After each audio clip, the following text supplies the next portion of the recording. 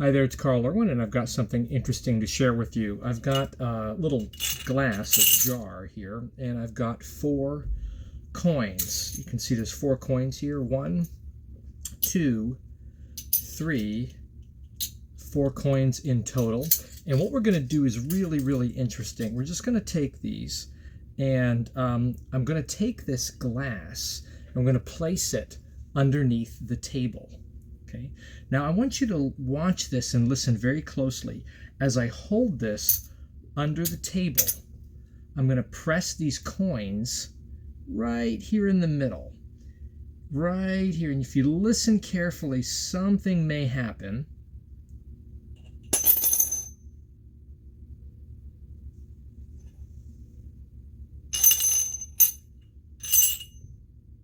One coin. If you look here, we've got 1, 2, 3 coins left. Pretty interesting. Let's try this again. We're going to do the exact same thing, but this time we're going to take 1 coin, place it into the glass, and this is going to go under the table. Listen very carefully. Same exact thing again. Take these coins, place them in the center, and press. Listen.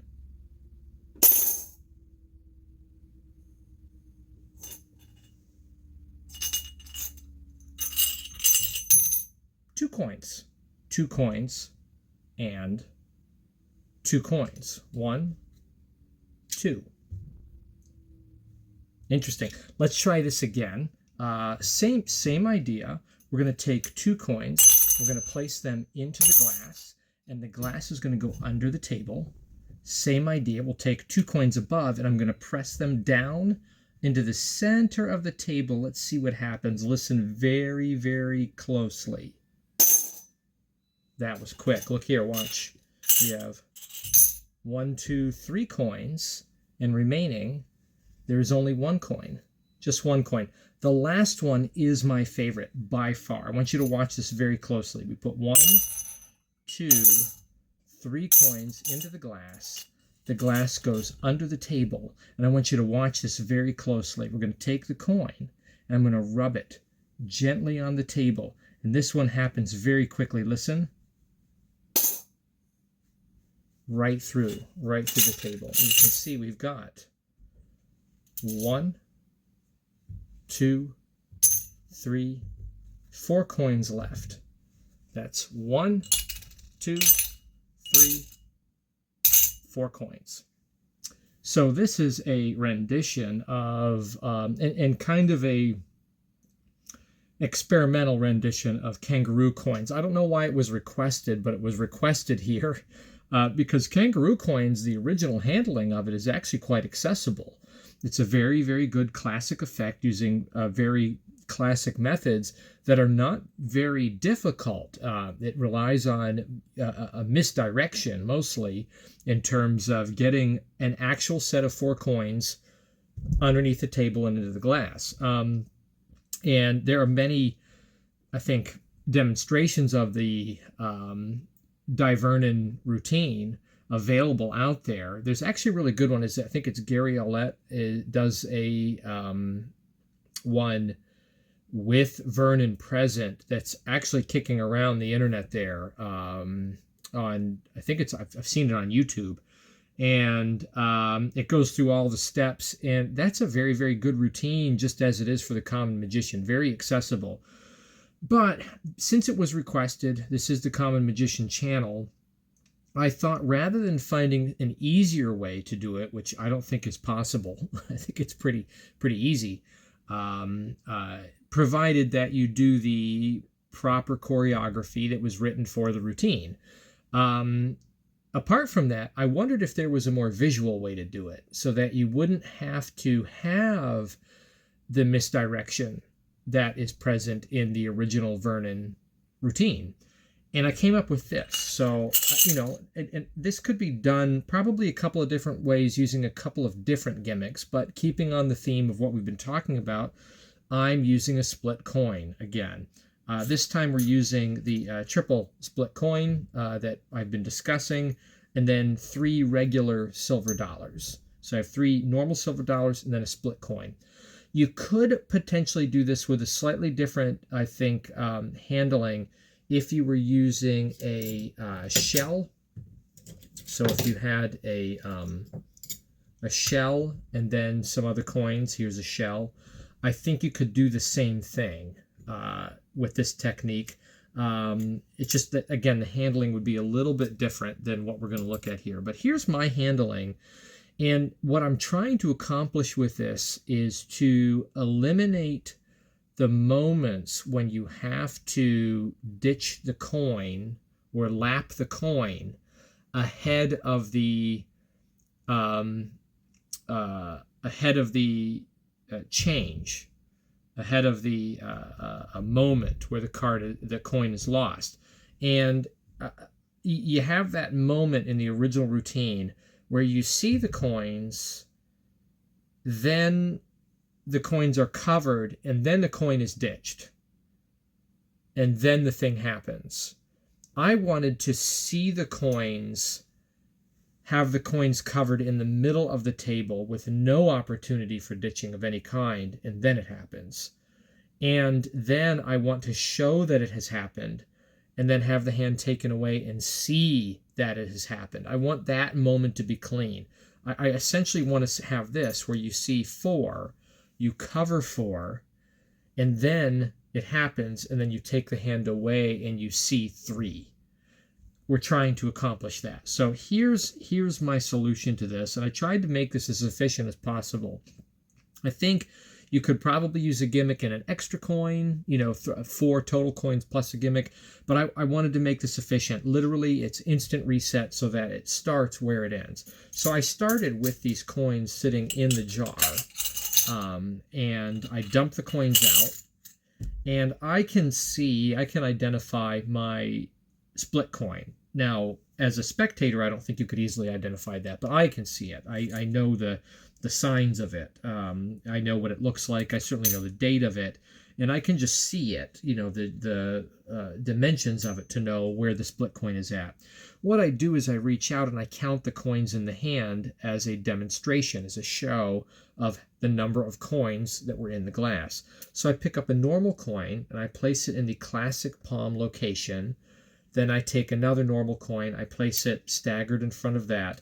Then another normal coin staggered in front of that, and I end with the split coin, the triple coin. And this is all 3 layers of the super triple split coin, or transient coin. I place this on top of the third one, so you see all 4 lined up. Then I turn my hand over, and I'm going to go into classic palm with the first coin that was laid down. The other 3 coins, including the split coin, go to the fingers. I'm going to drop off a normal coin, then I'm going to take the split coin and I'm going to push off the top layer, but I'm going to place it back, kind of back here, okay? Then, in front of that, I'm going to place the other 2 layers. This is the split head and split tail that's remaining. I'm going to place that forward, and I know where these 2 are at. So I've placed 4 coins down, but I actually have a real coin in hand. So I've got real coin, 2 layers of a split, and then a single layer of a split kind of in the background here, not sitting in the foreground, so that the discrepancy of dimensions really is hidden. Okay, so this is my situation: split head, 2 real coins, palmed out regular coin. I'm free now to ditch. Now I can ditch. So I can lap this coin, I can drop it to the lap, and I have it now sitting in a handkerchief down. Actually, just fell on the ground. But I have this sitting in a handkerchief here in the lap. Okay, so I've palmed it into the lap. It's lapped. And now I'm actually free and clear with the glass. So what I'm going to do is I'm going to take the glass, put it under the table. I have an empty hand. I'm going to pick up regular coin, split top, the thin layer top, and then the 2-layer bottom. And what I'm doing is I'm putting the split head back onto the split head and tail, and I'm reassembling that split coin. So now if you really looked at it, the situation is it looks like 3. Okay, so I do that. I set it right here in the middle, and then I immediately place my hand right on top of it. This hand is underneath the table with the glass, and the glass is actually, this is part of the routine, the glass is actually sitting between my knees. So I'm clenching it between my knees, and that leaves my hand free and clear to reach back on the lap, pick up the coin that was ditched, and then drop it into the coin. So I act like I'm pressing in the original monologue patter, if you want to say, was that you find a soft spot on the table and you're kind of moving them around. I'm just saying, I'm pressing them onto the center. Let's see what happens. You make the noise, and then in my thinking, rather than show first what has happened, I'm going to bring the glass up, keep this secure and in place, dump out the single coin, and then I'm going to kind of push so that these coins stagger a little bit, step forward away from me. And remember that the split coin is underneath, it's on the bottom. So this is really the best view with the split coin underneath two regular coins. But I push forward and I lift and I show there are three. And now I have free and clear hands. I just repeat my move. I pick up the top regular coin. I count 1, I count 2, and then I count 3. This is the split coin. I lay it on the top. Now I'm in a position to just repeat. I can turn my hand over. I've gone into classic palm with a real coin, split coin, regular coin down here. And then I'm going to drop the regular coin. I'm going to drop the split. I'm going to push off the split head back. And then I'm going to lay the 2-layer split in front of that. So again, the split head, the thin head, is far back. It's behind the other 2 coins to hide the discrepancy a bit. So now I've got 3 coins here in view and a coin palmed out. And now again, same exact situation, I'm free to ditch. So I can just drop and lap this.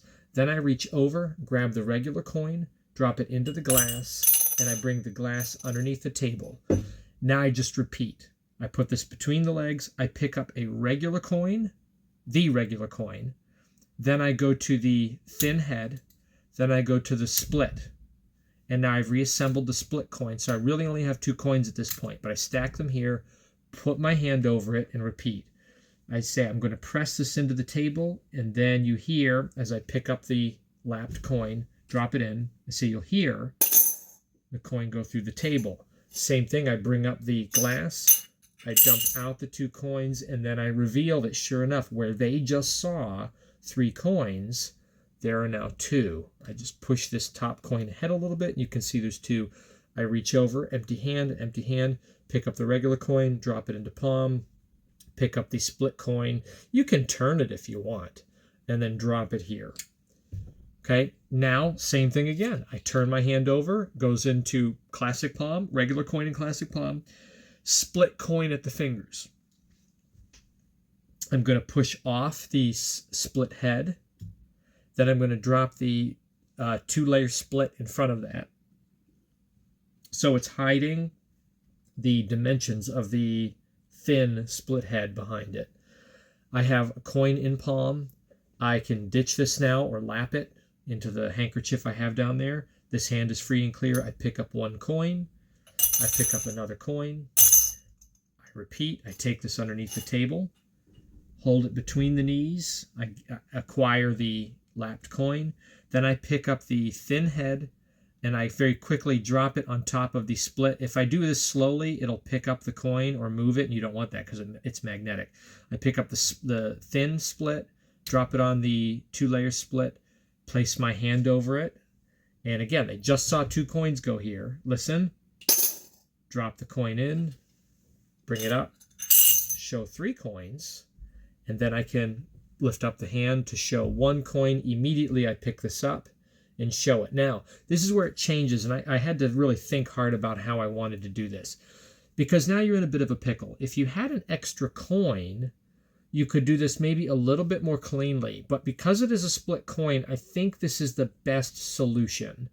It's not totally clean. In the original variation, the way this really is dealt with is you have the glass is placed on this side on purpose. This is shown, and then what you can do is you can do any kind of false transfer. you can place the coin into the hand.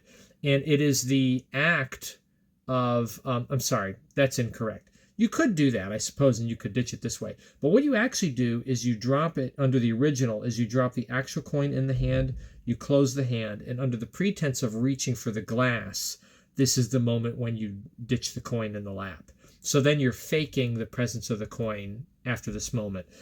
I wanted to see the coin at the last second above the table. So my solution to this is to take the split coin, and then you do what it does best. You pick it up, you push off the split head into the palm, and then I'm holding back on the double split layer. Okay, so I push off into the palm, double split layers here. I bring this hand back and I ditch from the right hand this time instead. I lap using the right hand. Now, glass would be over here. Now I take my coins, I drop them into the glass. And then what I'm going to do is I'm going to turn my hand over. This is just a move I like to do whenever I have to be dirty and have the coin in place, especially with a split coin when you have the ability to take what clearly appears to be a single coin, divided into two different pieces for an impossible location. I think that's better to end dirty because you have a whole other coin that apparently came from nowhere. It must be the same coin. I think this works well on the same premise. So what I do is I take this, put it underneath the table. I have my split coin in lap. I pick that up. I have it in hand. This is the head-tail split. This is the top layer gaff. I'm going to turn my hand over, put it into classic palm, but pretend to take it in the fingers. And now what I'm going to do is I'm going to rub it, pretend to rub it. My fingers are actually clear, but to pretend to rub it on the table. And then I'm going to drop the split coin into the glass under the table. And now I can open up the fingers a little bit and then do this subtlety sweep to show that it's gone. And as I do that immediately, I pick this up and I drop out the coins in that place.